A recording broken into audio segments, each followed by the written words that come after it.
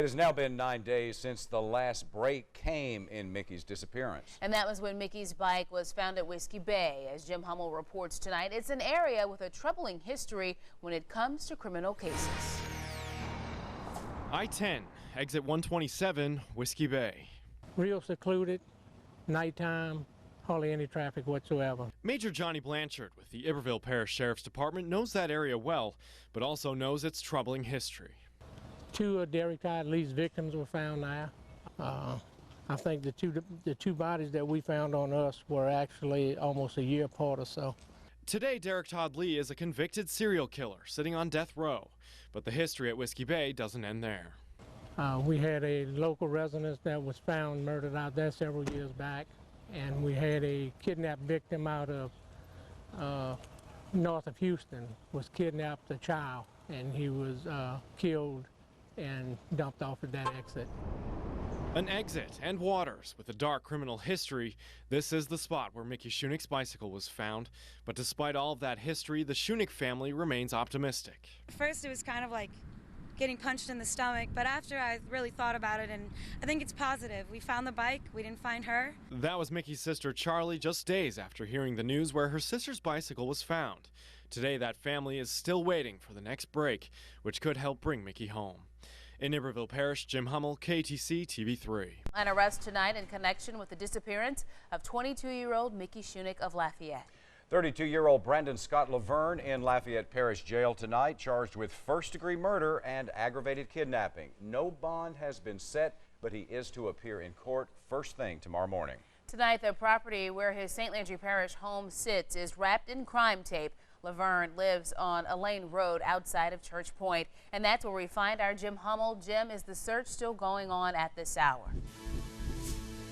It is, and moments before news time, Sheriff Bobby Guidros out here in St. Landry Parish telling me that the search is likely to go on throughout the night, that search warrant out here in St. Landry Parish. I want to give you a better idea of exactly where we are. This is Brandon Laverne's trailer home behind us, as you mentioned, completely taped off. It's a very large yard. There are a number of Lafayette Police investigation units out here, including a mobile crime unit. It's a wooded area behind the home, and there's also a shed out here. Neighbors say that the crews have been out here for much of the day looking on this property, but they've spent the most of the day inside that home behind me there. Now, we do have a little bit of background on Brandon Laverne to give you tonight. We know tonight that he does have a little bit of a criminal background. Again, he is the man charged with first-degree murder and aggravated kidnapping in Lafayette, police telling us in connection with the Mickey Shunick case. As for his criminal background, he is a registered sex offender, that dating back to 2000, and a conviction for an oral sexual battery charge. He was in jail until 2008 and has been on probation until 2010. And something to note here, according to the State Police sex offender database online, Laverne drives a 2011 white Chevrolet Silverado, very similar to that vehicle of interest in the Mickey Shunick case, which police identified to us previously as a Chevrolet Z71. But as you see there, they do look very similar. Now, as for the search out here, again, this has been going on since about 3 o'clock this afternoon. St. Landry Parish deputies have really just been assisting the Lafayette Police Department in executing a search warrant. Most of that search has been taking place inside the home here, but we did see investigators out and about on the property a little bit. We did see them take some bags. They were wearing latex gloves when they were taking these bags out of that home and into vehicles out here. And neighbors say that they did see investigators out here on the property looking in some of these wooded areas that are out here by the property as well. This has come to a shock to many of these neighbors, who I asked today to tell me a little bit about their neighbor, Brandon Laverne. They'd be there on weekend, but it'd be more quiet. They're in the yard sometimes, or sometimes they walk in the dog, or or something. It's always quiet over there. Sometimes, like I say, I see maybe a woman and 2 men, or sometimes maybe just him. And there are still a number of unanswered questions tonight. Where Laverne was arrested, St. Landry Parish deputies telling us that that arrest took place in Lafayette. However, according to the arrest affidavit in Lafayette, it indicated that Laverne was arrested out here at his home in St. Landry Parish. Another key question, what sort of evidence do investigators have to go on? Some very serious charges, first-degree murder and aggravated kidnapping. We do not know what kind of evidence that they have to go forward with those charges. And perhaps the most burning question of all, where is Mickey Shunick? Still unknown tonight. Perhaps more answers to some of these questions could come tomorrow with a press conference at the Lafayette Police Department at 1 o'clock. We're live in St. Landry Parish tonight. I'm Jim Hummel, KTC TV3. Heard it here first, and we'll only hear the details of where Brandon Laverne may have been just hours after Mickey Shunick disappeared. KTC is the only news outlet with this initial police report from the Jefferson Parish Sheriff's Office detailing an interview they had with the murder suspect the same day Shunick was kidnapped. This latest development is filling out the gaps in a timeline leading up to Laverne's arrest and charge of murder in connection with Mickey's disappearance. KATC's Maddie Garrett is live with us tonight in the studio. Let's go to her now. Maddie? That's right. Until now, there was a gaping hole in what we know about Laverne's whereabouts after Mickey disappeared. We know surveillance video captured her on St. Landry Street at 1:48 a.m. on May 19th. Moments after that white pickup registered to Laverne, seen on camera following Mickey. After that, it appears he headed east on I-10 to New Orleans. It's the day Mickey Shunick was supposed to go to her brother's graduation. The day she was supposed to spend riding horses with friend Brettley Wilson. Instead, it's the day she never came home. We now know that same day, murder suspect Brandon Laverne checked into Ochsner Hospital on Jefferson Highway around 11 p.m., claiming he had been attacked by a stranger at an unknown gas station. In an incident report, Laverne told Jefferson Parish deputies he was attacked around 3 p.m., but they say Laverne could not tell them where the gas station was. No street names, buildings, or landmarks. Laverne claimed he was in town visiting a friend and would return home when he left the hospital. He also said his wallet and driver's license was stolen. But as the deputy asked more questions, the report says the less information Laverne would provide. They filed the report and the hospital released him. Fast forward 12 days. Laverne's truck is found burned in Texas. We now know days later, on June 4th, he bought a new Z71 just like his old one from Don's Wholesale in Lafayette Parish. A month later, police arrest him and charge him with kidnapping and first-degree murder. Lafayette police say they knew about the hospital visit in New Orleans but would not comment further, saying they want to protect the integrity of the case. Live in the studio, I'm Maddie Garrett for KTC TV3. Thank you, Maddie. A new mugshot of Brandon Laverne is now public. It shows him clean-shaven. The Lafayette Sheriff's Office says they realized they had not charged him with failure to register as a sex offender. The Sheriff's Office says this pertains to Laverne allegedly destroying his driver's license to conceal that he was a registered sex offender. In order to charge him, they had to rebook him and take a new mugshot. The online inmate database automatically updates with the latest mugshot. Tonight, another parish preparing to bring Brandon Laverne in to answer charges. Last week, we told you about a domestic violence allegation that never saw the inside of a courtroom in St. Landry Parish. It happened in February 2000. According to a police affidavit, Laverne's ex-wife claimed Laverne confronted her at Doctors Hospital in Opelousas, where she worked. After arguing over property in their divorce case, she says Laverne became violent, striking her in the face, choking her, and pushing her to the ground. Now, as KATC's Aaron Stuber discovers, he could be headed to St. Landry to face a judge there before his two murder trials in Lafayette and Acadia get underway. More than a decade after the alleged attack, a warrant is still outstanding for Brandon Scott Laverne. The Opelousas Deputy Clerk of Court saying Laverne's ex-wife will have her day in court. The warrant is still active. It's for a simple battery that was filed February 8th of 2000. The next step is for the judge to sign a transportation order to have him transferred over here for prosecution. Laverne was arrested on the warrant for simple battery on February 9th of 2000. He was then released 12 hours later to Fort Polk, where he was stationed at the time. The next day, he was booked into jail in Evangeline Parish in connection with an aggravated oral sexual battery charge he would end up serving 8 years for.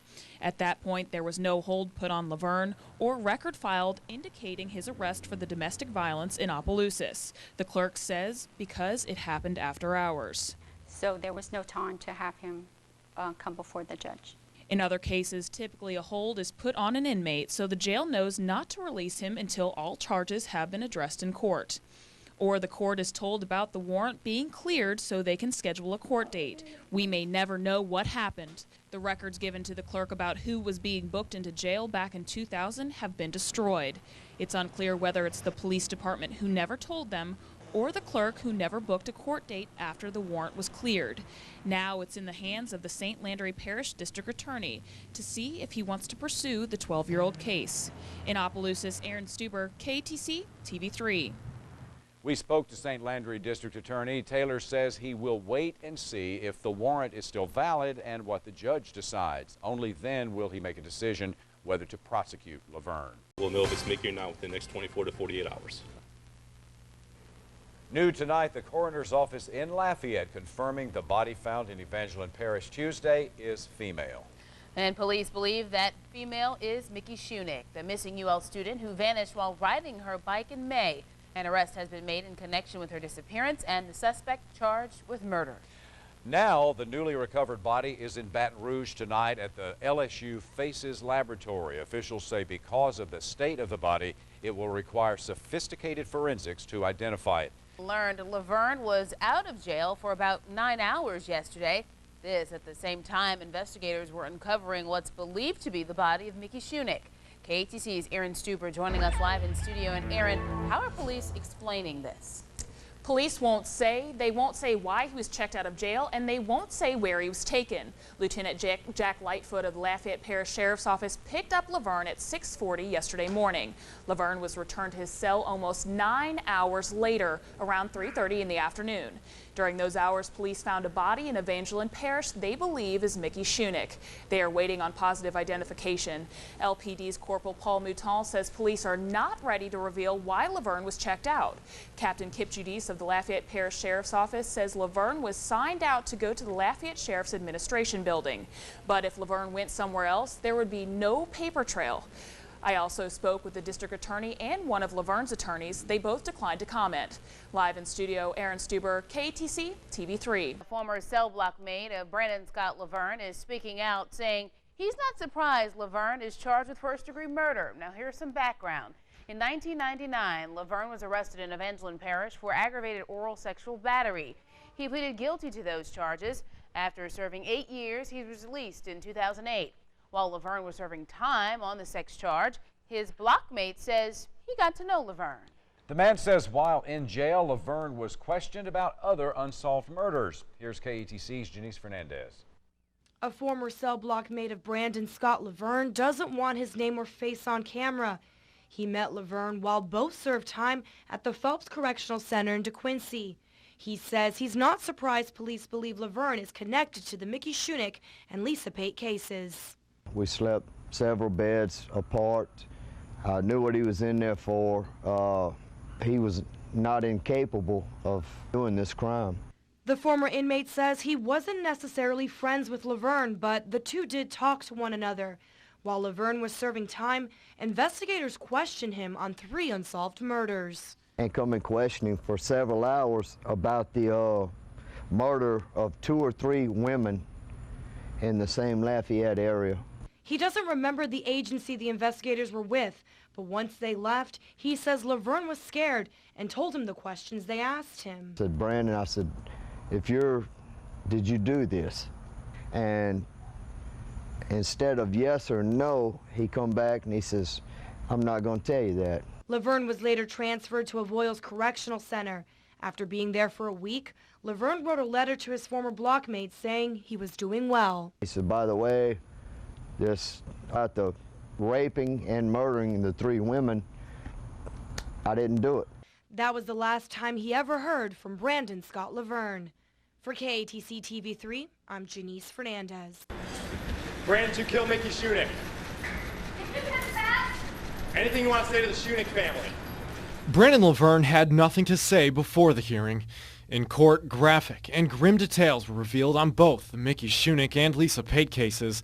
With the Shunick case, it started with that early morning, fateful bike ride home. It's the last image of Mickey Shunick, 1:48 in the morning, May 19th, just after she crossed University Avenue onto St. Landry Street. Moments before this image was taken, Brandon Laverne was on University Avenue. He was in Lafayette much of the night calling escort services, but when he saw Mickey cross University, he changed lanes and turned down St. Landry, following Mickey on her bicycle. He followed Mickey to the end of St. Landry, here between Dean Street and Coliseum Road, where he hit her. The impact threw her from her bicycle. Armed with a knife and a semi-automatic handgun, Laverne was able to get Mickey into his truck. She tried to call 911, but Laverne threatened her with the knife. Mickey pulled out her mace. Mickey was able to get Laverne's knife, stabbing him several times, wounds that would later be called life-threatening.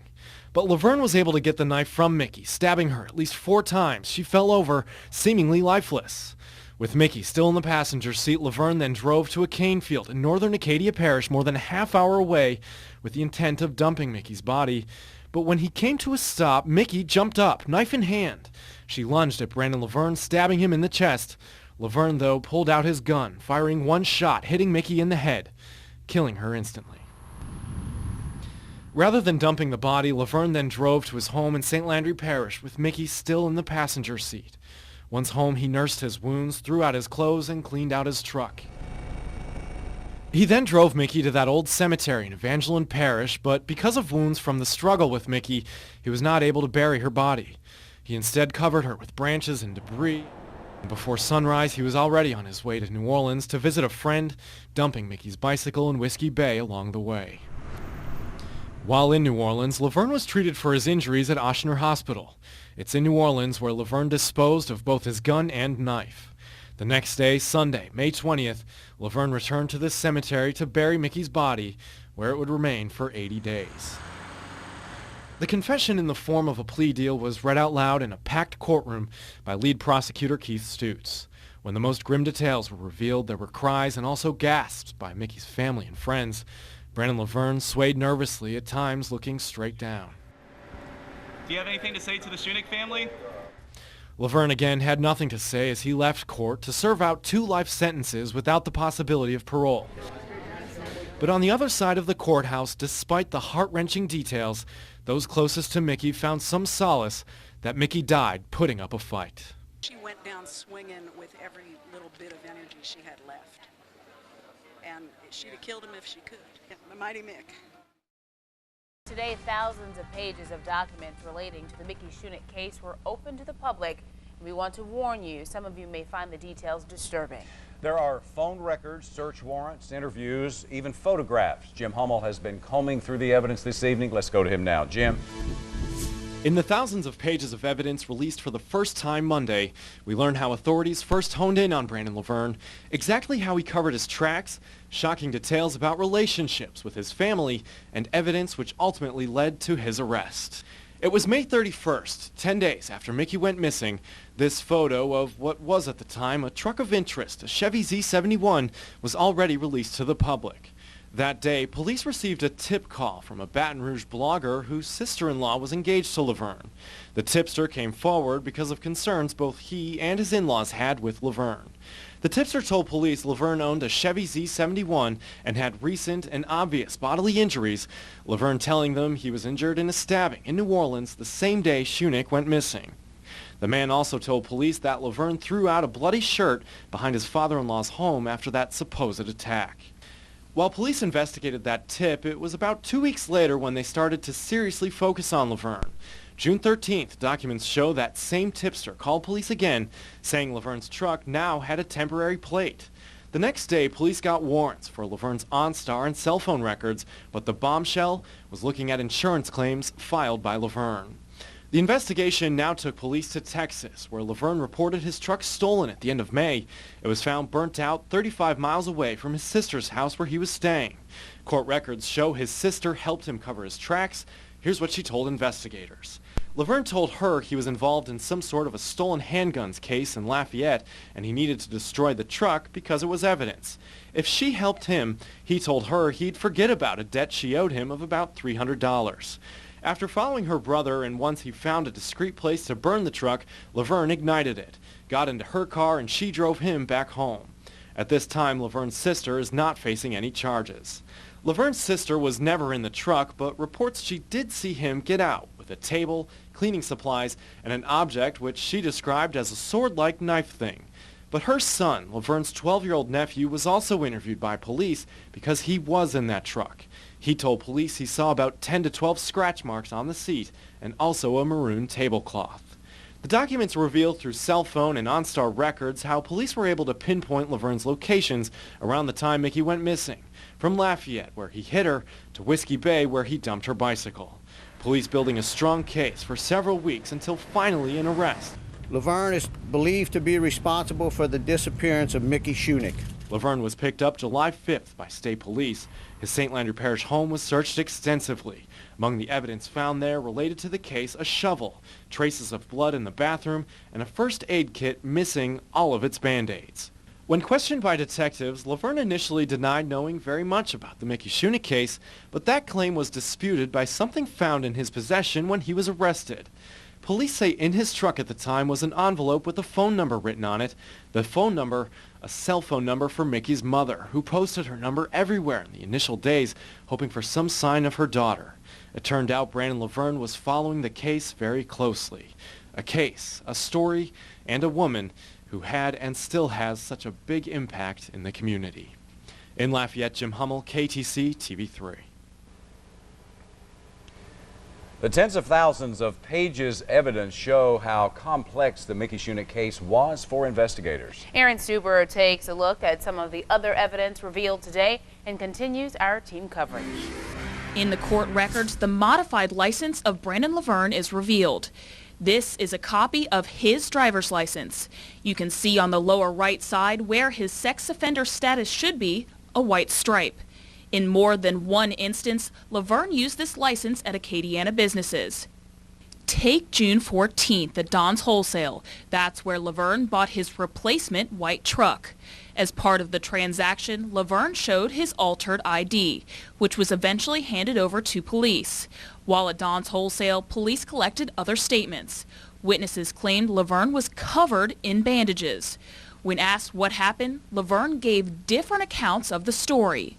Witnesses also told police Laverne was nervous when others talked about the Shunick case and rushed away from the store when a report about the Shunick case came on TV. Laverne served 8 years in jail for a sex crime, and during that time, Laverne began writing a journal.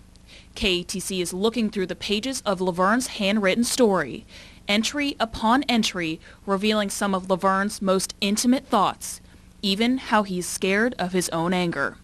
We'll have more on that story tomorrow. Reporting in Lafayette, Aaron Stuber, KATC TV3. We begin tonight with a disclaimer leading into our top story. We know it's a story some will not want to watch, and we get that. Still, we think it's an important story to tell. It's the confession from Mickey Shunick's killer, Brandon Laverne. Mickey and her story captivated this community unlike anyone else in recent memory. And today, we were given what we hope is the final element of this tragedy. And another warning tonight, many will find this report disturbing. Here's Aaron Stuber with the killer's confession. You ready to do this?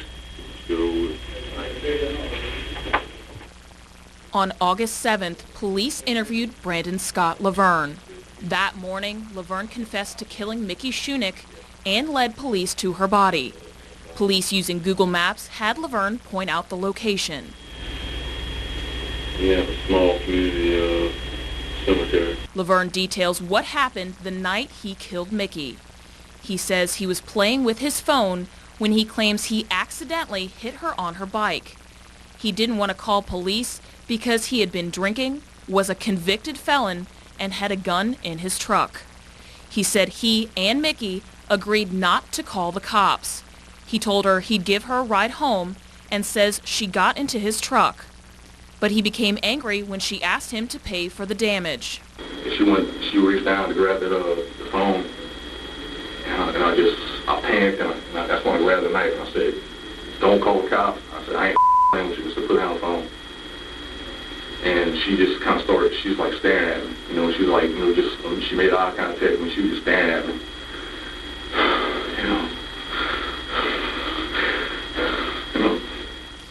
It was at that point when Mickey maced Laverne, so he began stabbing her. She slumped over and he drove to a rural area to dispose of her body because he thought she was dead. Once again, this testimony will be considered disturbing to some. She popped up and stabbed me dead in my chest. And I was like, I don't know if I was more freaked out about her stabbing or the fact that she was still alive. I hollered and I shot. I shot one time, with the gun, and I jumped out of the truck and I was hollering, and I was like, I stood out there and stuff, and I was shaking stuff. I started throwing up. Laverne continues, saying how unreal the entire situation was. After returning home to try to clean up everything, he says he walked in and out of the house, Mickey still in the truck. That's when I finally put the gun in my head. I was like, man, so I'm just myself right here. And I was like, then I started thinking, like, man, so I got my son about to be born, and I got a daughter. Hopefully I'm seeing stuff, in the future. Like, man, I can't do it. I wouldn't think about her. I wouldn't think about the family. I wouldn't think about myself. A confessed killer and admittedly selfish. Aaron Stuber, KTC TV3. Well, Mickey Shunick also brought justice for another Acadiana family. Through the investigation, police linked Brandon Laverne to the death of Lisa Pate back in 1999. And as we've reported, when authorities searched his home, they found another woman's ID, and that ID belonged to Madeline A. Miller, who's from the Beaumont, Texas area. Authorities have tried to contact her given where her ID was found, but her family says they've had no idea where she could be until now. A. Miller's brother confirming to KTC today that he's heard from others his sister could be in the Fort Polk area. We found a Madeline A. Miller listed there working in a theater production, but military police cannot confirm if she is the same woman. Lafayette police are aware of her, and officers tell us they're looking into the possible connection.